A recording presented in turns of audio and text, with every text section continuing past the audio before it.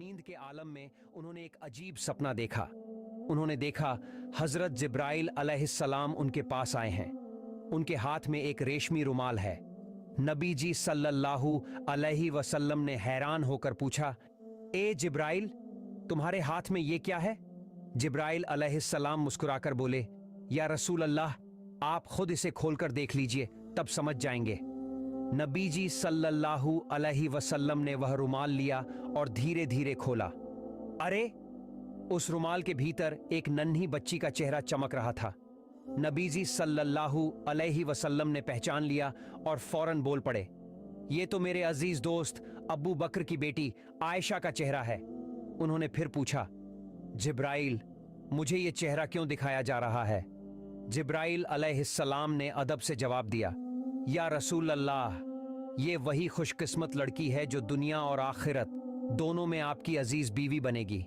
وہ اپنے محبت سے آپ کے غم اور تکلیفیں مٹا دے گی۔ اتنا کہہ کر جبرائیل علیہ السلام غائب ہو گئے، اور اسی وقت نبی جی صلی اللہ علیہ وسلم کی آنکھ کھل گئی۔ وہ بے چین ہو کر کمرے میں ٹہلنے لگے۔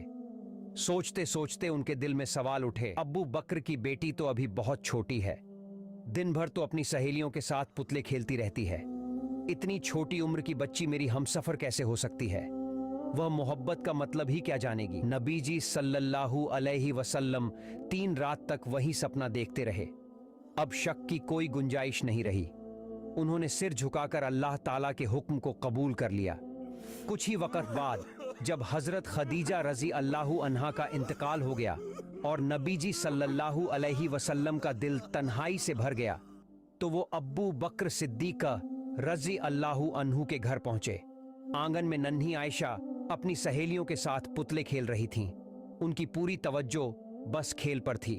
نبی جی صلی اللہ علیہ وسلم ان کے قریب گئے اور مسکرا کر پوچھا، کیا کر رہی ہو عائشہ؟ تمہارے ہاتھ میں یہ کیا ہے؟ عائشہ نے معصومیت سے ہنستے ہوئے جواب دیا، یہ میرا گھوڑا ہے۔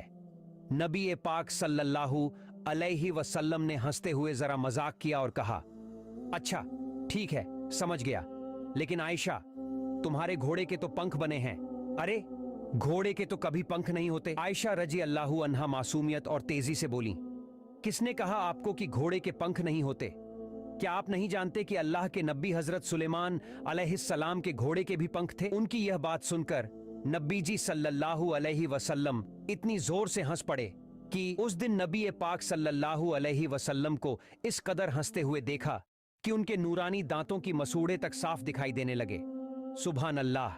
نبی جی صلی اللہ علیہ وسلم تو پہلے سے ہی عائشہ کی تیز یادداشت اور ذہنیت سے واقف تھے، لیکن اس دن کی یہ معصوم سی بات ان کے دل پر گہری چھاپ چھوڑ گئی۔ انہوں نے سوچا، شاید یہی وجہ ہے کہ اللہ تعالیٰ نے اس بچی کو میری ہمسفر چنا ہے۔ اس کی یادداشت اور عقل میں میری امت کے لیے بڑا بھلا چھپا ہے۔ واستو میں آگے چل کر یہی ہوا۔ حضرت عائشہ رضی اللہ عنہا ان 7 مہان صحابہ میں سے ایک بنی جنہوں نے سب سے زیادہ حدیث بیان کی۔ صرف انہی کی زبان سے 2210 حدیثیں بیان ہوئیں۔ سبحان اللہ! اس کے بعد نبی پاک صلی اللہ علیہ وسلم اللہ کے حکم کو پورا کرنے کے لیے حضرت خولہ بنت حکیم کے پاس گئے۔ خولہ بنت حکیم ام المومنین حضرت خدیجہ رضی اللہ عنہا کی گہری دوست تھیں۔ پہلے بھی